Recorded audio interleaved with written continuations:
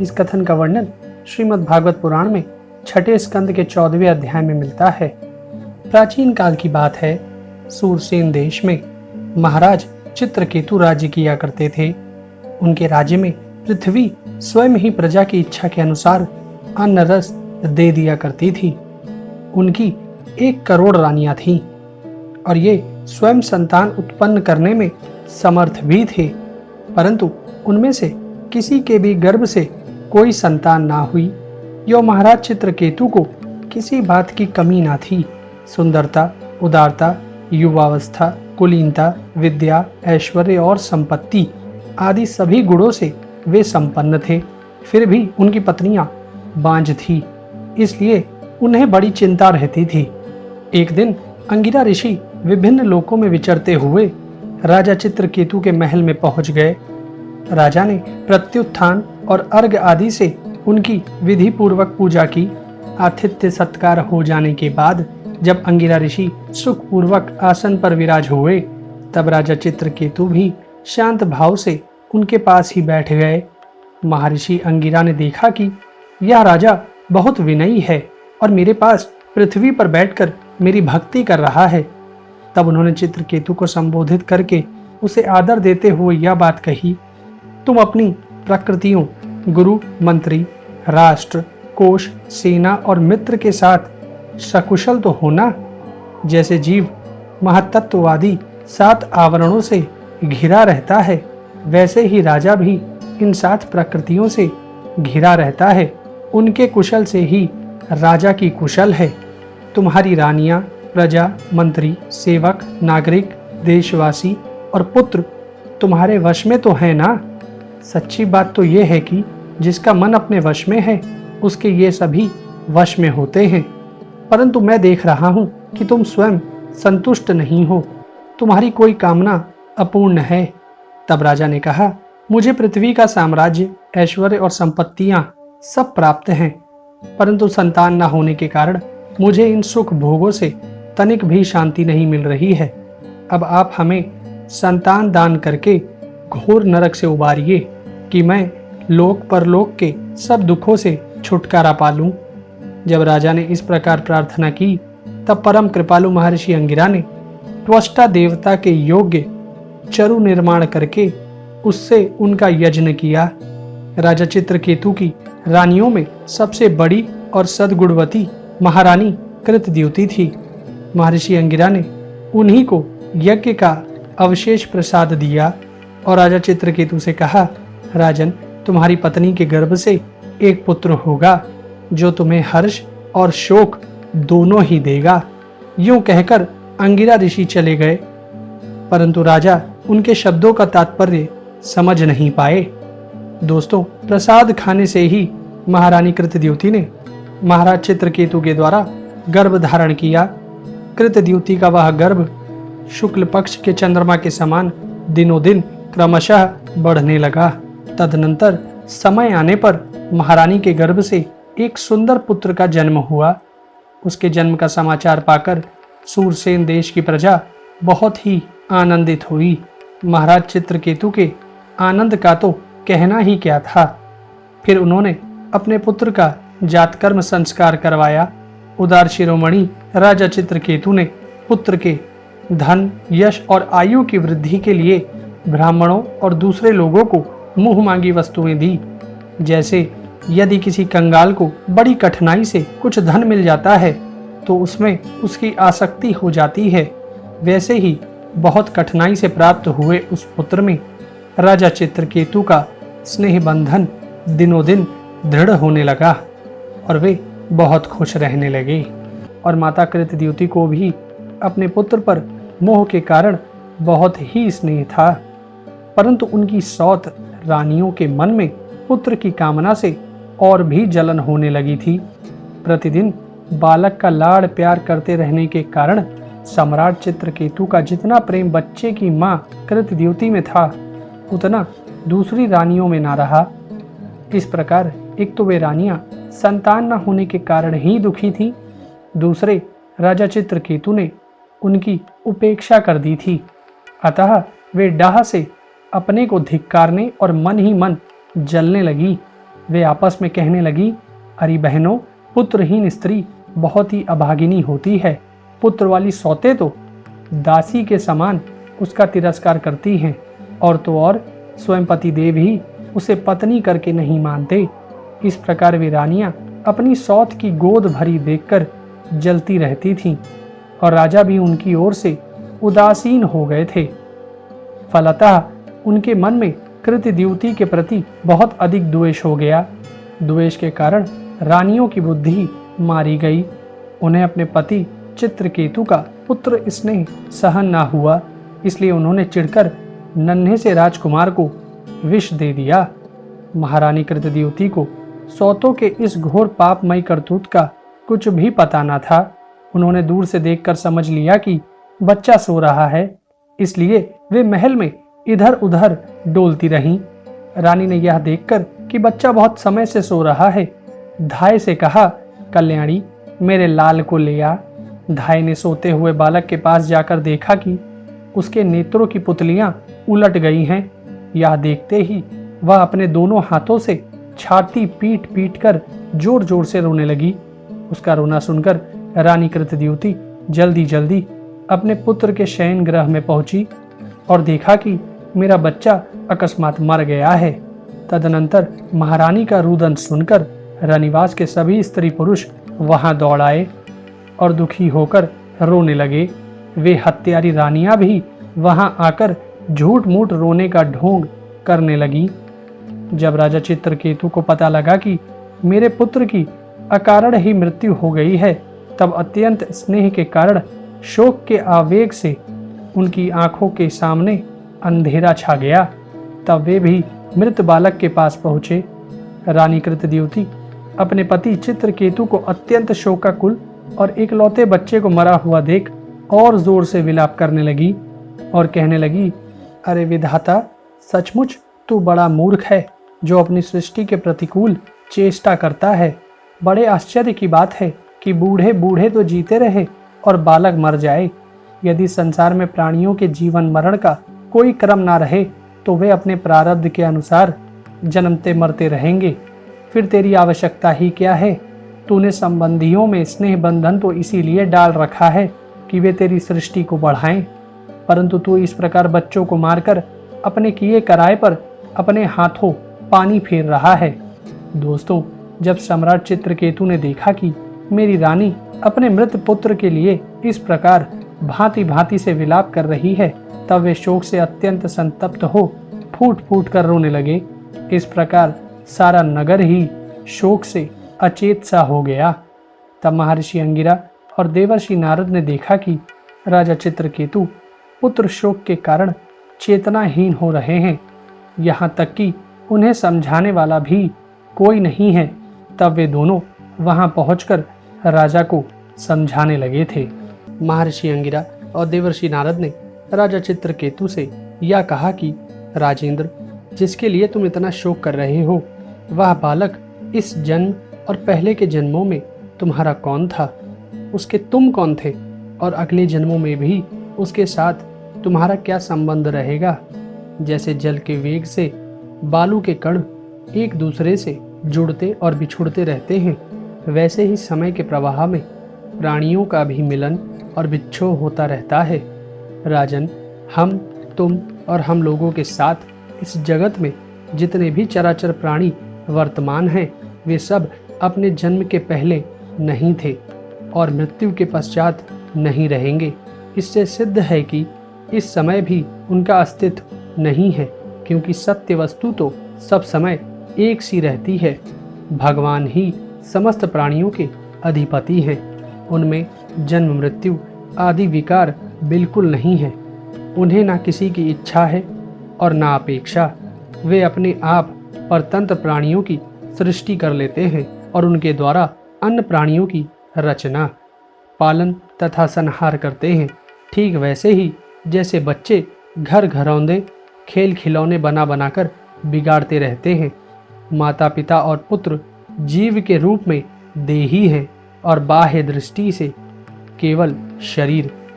अनित्य होने के कारण शरीर असत्य है और शरीर असत्य होने के कारण उसके भिन्न भिन्न अभिमानी भी असत्य ही हैं। त्रिकालाबाधित सत्य तो एकमात्र परमात्मा ही है, अतः शोक करना किसी प्रकार भी उचित नहीं है।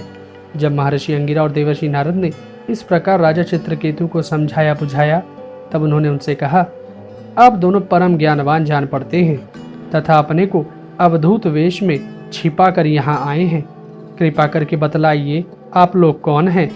स्वामियों, मैं विषय भोगों में फंसा हुआ हूँ, मूढ़ बुद्धि ग्राम्य पशु हूँ और अज्ञान के घोर अंधकार में डूब रहा हूँ। आप लोग मुझे ज्ञान की ज्योति से प्रकाश के केंद्र में लाइए। तब महर्षि अंगिरा ने कहा, जिस समय तुम पुत्र के लिए बहुत ललायत थे, तब मैंने ही तुम्हें पुत्र दिया था। मैं अंगिरा हूँ और ये स्वयं ब्रह्मा जी के पुत्र देवर्षि नारद हैं। तुम पर अनुग्रह करने के लिए ही हम दोनों यहाँ पर आए हैं। जिस समय पहले पहल मैं तुम्हारे घर आया था, उसी समय मैं तुम्हें परम ज्ञान का उपदेश देता, परंतु मैंने देखा कि अभी तो तुम्हारे हृदय में पुत्र की उत्कट लालसा है, इसलिए उस समय तुम्हें ज्ञान न देकर मैंने पुत्र ही दिया। अब तुम स्वयं अनुभव कर रहे हो कि पुत्रवानों को कितना दुख होता है। यही बात स्त्री, घर, धन, विविध प्रकार के ऐश्वर्य, संपत्तियां, शब्द, रूप, रस आदि विषय, राज्य वैभव, पृथ्वी, राज्य, सेना, खजाना, सेवक, अमात्य, सगे संबंधी, इष्ट मित्र सबके लिए है, क्योंकि ये सब के सब अनित्य हैं। अतएव ये सभी शोक, मोह, भय और दुख के कारण हैं। मन के खेल खिलौने हैं, सर्वथा कल्पित और मिथ्या हैं, क्योंकि ये ना होने पर भी दिखाई पड़ रहे हैं। यही कारण है कि ये एक क्षण दिखने पर भी दूसरे क्षण लुप्त हो जाते हैं। ये स्वप्न, जादू और मनोरथ की वस्तुओं के समान सर्वथा असत्य हैं। जो लोग कर्म वासनाओं से प्रेरित होकर विषयों का चिंतन करते रहते हैं, उन्हीं का मन अनेक प्रकार के कर्मों की सृष्टि करता है। जीवात्मा का यह देह, जो पंचभूत, ज्ञानेंद्रियों और कर्मेंद्रियों का संघात है, जीव को विविध प्रकार के क्लेश और संताप देने वाली कही जाती है। इसलिए तुम अपने मन को विषयों में भटकने से रोककर शांत करो, स्वस्थ करो और उस मन के द्वारा अपने वास्तविक स्वरूप का विचार करो तथा इस द्वैत भ्रम में नित्यत्व की बुद्धि छोड़कर परम शांति परमात्मा में स्थित हो जाओ। तब देवर्षि नारद ने कहा, तुम एकाग्र चित्त से मुझसे यह मंत्रोपनिषद ग्रहण करो। इसे धारण करने से 7 रात में ही तुम्हें भगवान शंकरषण का दर्शन होगा। प्राचीन काल में भगवान शंकर आदि ने श्री शंकरषण देव का ही आश्रय लिया था। इससे उन्होंने द्वैत भ्रम का परित्याग कर दिया और उनकी उस महिमा को प्राप्त हुए थे। तुम भी बहुत शीघ्र ही भगवान के उसी परम पद को प्राप्त कर लोगे। जब राजा चित्रकेतु ने देवर्षि नारद से एकाग्र चित्त होकर वह मंत्रोपनिषद ग्रहण कर लिया था, तदनंतर देवर्षि नारद ने मृत राजकुमार के जीवात्मा को शोकाकुल स्वजनों के सामने प्रत्यक्ष बुलाकर उससे कहा, जीवात्मन, तुम्हारा कल्याण हो।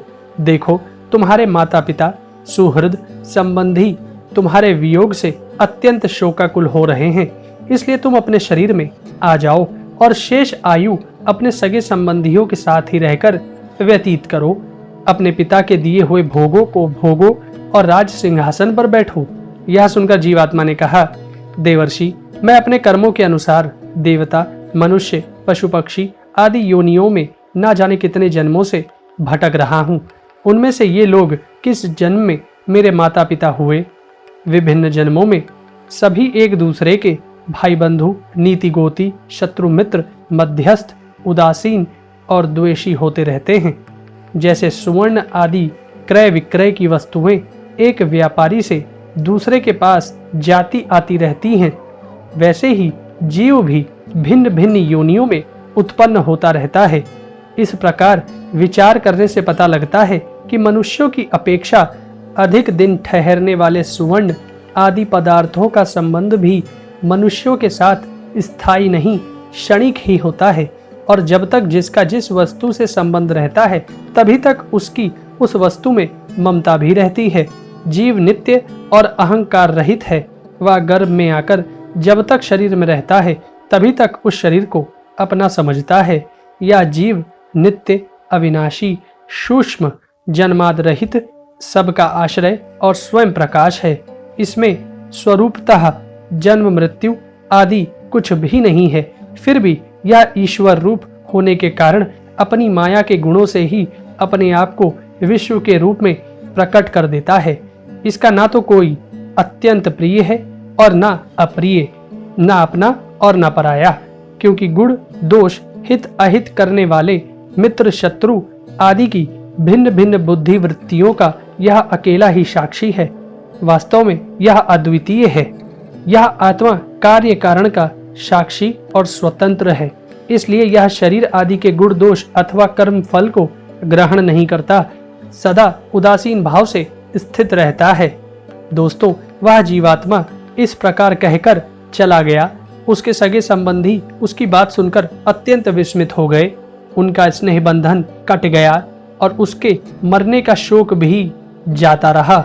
इसके बाद जाति वालों ने बालक के मृत देह को ले जाकर तत्कालोचित संस्कार और औधर्वदेहिक क्रियाएं पूर्ण की और उस दुस्त्यज स्नेह को छोड़ दिया, जिसके कारण शोक, मोह, भय और दुख की प्राप्ति होती है। जिन रानियों ने बच्चे को विष दिया था वे बाल हत्या के कारण श्रीहीन हो गईं और लज्जा के मारे आंख तक नहीं उठा सकती थीं। उन्होंने अंगिरा ऋषि के उपदेश को याद करके मात्सर्यहीन हो यमुना जी के तट पर ब्राह्मणों के आदेशानुसार बाल हत्या का प्रायश्चित किया। इस प्रकार अंगिरा ऋषि और नारद जी के उपदेश से विवेक बुद्धि जागृत हो जाने के कारण राजा चित्रकेतु घर गृहस्थी के अंधेरे कुएं से उसी प्रकार बाहर निकल पड़े जैसे कोई हाथी तालाब के कीचड़ से निकल आए। तब उन्होंने यमुना जी में विधि पूर्वक स्नान करके सभी धार्मिक क्रियाएं की और मौन होकर देवर्षि अथवा महर्षि अंगिरा के चरणों की वंदना की। देवर्षि नारद ने देखा कि चित्रकेतु जितेंद्रिय और शरणागत है, अतः उन्होंने बहुत प्रसन्न होकर उन्हें इस विद्या का उपदेश किया। देवर्षि नारद अपने भक्त चित्रकेतु को इस विद्या का उपदेश करके महर्षि अंगिरा के साथ ब्रह्मलोक को चले गए। राजा चित्रकेतु ने देवर्षि द्वारा उपदिष्ट विद्या का उनके आज्ञा अनुसार 7 दिन तक केवल जल पीकर बड़ी एकाग्रता के साथ अनुष्ठान किया। तदनंतर उस विद्या के अनुष्ठान से 7 रात के पश्चात राजा चित्रकेतु को विद्याधरों का अखंड आधिपत्य प्राप्त हुआ। इसके बाद कुछ ही दिनों में इस विद्या के प्रभाव से उनका मन और भी शुद्ध हो गया। अब वे भगवान शेष जी के चरणों के समीप पहुंच गए। उन्होंने देखा कि भगवान शेष जी सिद्धेश्वरों के मंडल में विराजमान है। उनका शरीर कमल नाल के समान गौरव वर्ण है। उस पर नीले रंग का वस्त्र फहरा रहा है। सिर पर किरीट, बाहों में बाजूबंद, कमर में करधनी और कलाई में कंगन आदि आभूषण चमक रहे हैं। नेत्र रत्नारे हैं और मुख पर प्रसन्नता छा रही है। भगवान शेष का दर्शन करते ही राजर्षि चित्रकेतु के सारे पाप नष्ट हो गए। उनका अंतःकरण स्वच्छ और निर्मल हो गया। तब राजर्षि चित्रकेतु ने उनकी इस प्रकार स्तुति की, भगवान, इस समय आपके दर्शन मात्र से ही मेरे अंतःकरण का सारा मल धुल गया है। सो ठीक ही है, क्योंकि आपके अनन्य प्रेमी भक्त देवर्षि नारद जी ने जो कुछ कहा है वह मिथ्या कैसे हो सकता है। हे अनंत, आप संपूर्ण जगत के आत्मा हैं, अतएव संसार के प्राणी जो कुछ करते हैं वह सब आप जानते ही रहते हैं। इसलिए जैसे जुगनू सूर्य को प्रकाशित नहीं कर सकता, वैसे ही परम गुरु आपसे मैं क्या निवेदन करूं। भगवान, आपकी ही अध्यक्षता में सारे जगत की उत्पत्ति, स्थिति और प्रलय होते हैं। कुयोगी जन भेद दृष्टि के कारण आपका वास्तविक स्वरूप नहीं जान पाते। आपका स्वरूप वास्तव में अत्यंत शुद्ध है। यह भूमंडल आपके सिर पर सरसों के दाने के समान जान पड़ता है। मैं आपको बार बार नमस्कार करता हूँ। जब राजर्षि चित्रकेतु ने अनंत भगवान की इस प्रकार स्तुति की। तब उन्होंने प्रसन्न होकर उनसे कहा, चित्रकेतु, देवर्षि नारद और महर्षि अंगिरा ने तुम्हें मेरे संबंध में जिस विद्या का उपदेश दिया है उससे और मेरे दर्शन से तुम भली भांति सिद्ध हो चुके हो। मैं ही समस्त प्राणियों के रूप में हूँ, मैं ही उनकी आत्मा हूँ और मैं ही पालन करता भी हूँ। शब्द ब्रह्म और पर ब्रह्म दोनों ही मेरे सनातन रूप हैं। राजन, यदि तुम मेरे इस उपदेश को सावधान होकर श्रद्धा भाव से धारण करोगे तो ज्ञान एवं विज्ञान से संपन्न होकर शीघ्र ही सिद्ध हो जाओगे। जगत गुरु विश्वात्मा भगवान श्री हरि चित्रकेतु को इस प्रकार समझा बुझाकर उनके सामने ही वहां से अंतर्धान हो गए। भगवान संकर्षण के अंतर्धान होने के बाद विद्याधर चित्रकेतु कई वर्षों तक सुमेरु पर्वत की घाटियों में विहार करते रहे। एक दिन चित्रकेतु भगवान के दिए हुए विमान पर सवार होकर कहीं जा रहे थे। उसी समय उन्होंने देखा कि भगवान शंकर बड़े बड़े मुनियों की सभा में सिद्ध चारणों के बीच बैठे हुए हैं और साथ ही भगवती पार्वती को अपनी गोद में बैठाकर एक हाथ से उन्हें आलिंगन किए हुए हैं। यह देखकर चित्रकेतु विमान पर चढ़े हुए ही उनके पास चले गए और भगवती पार्वती को सुना सुनाकर जोर से हंसने और कहने लगे, अहो, ये सारे जगत के धर्म शिक्षक और गुरुदेव हैं। ये समस्त प्राणियों में श्रेष्ठ हैं। इनकी यह दशा है कि भरी सभा में अपनी पत्नी को शरीर से चिपकाकर बैठे हुए हैं। जटाधारी बहुत बड़े तपस्वी एवं ब्रह्मवादियों के सभापति होकर भी साधारण पुरुष के समान निर्लज्जता से गोद में स्त्री लेकर बैठे हैं। प्राय साधारण पुरुष भी एकांत में ही स्त्रियों के साथ उठते बैठते हैं, परंतु ये इतने बड़े व्रतधारी होकर भी उसे भरी सभा में लिए बैठे हैं। दोस्तों, भगवान शंकर की बुद्धि अगाध है। चित्रकेतु का यह कटाक्ष सुनकर वे हंसने लगे, कुछ भी बोले नहीं। उस सभा में बैठे हुए उनके अनुयायी सदस्य भी चुप रहे। चित्रकेतु को भगवान शंकर का प्रभाव नहीं मालूम था, इसी से वे उनके लिए बहुत बुरा भला बक रहे थे। उन्हें इस बात का घमंड हो गया था कि मैं जितेंद्रिय हूँ। पार्वती जी ने यह धृष्टता देखकर क्रोध से कहा, हम जैसे दुष्ट और निर्लज्जों का दंड के बल पर शासन एवं तिरस्कार करने वाला प्रभु इस संसार में यही है क्या? जान पड़ता है कि ब्रह्मा जी, भृगु, नारद आदि उनके पुत्र, सनकादि परमर्षि, कपिलदेव और मनु आदि बड़े बड़े महापुरुष धर्म का रहस्य नहीं जानते, तभी तो वे धर्म मर्यादा का उल्लंघन करने वाले भगवान शिव को इस काम से नहीं रोकते। ब्रह्मा आदि समस्त महापुरुष जिनके चरण कमलों का ध्यान करते रहते हैं, उन्हीं मंगलों को मंगल बनाने वाले साक्षात जगत गुरु भगवान का और उनके अनुयायी महात्माओं का इस अधम क्षत्रिय ने तिरस्कार किया है और शासन करने की चेष्टा की है। इसलिए यह ढीठ सर्वथा दंड का पात्र है। इसे अपने बड़प्पन का घमंड है।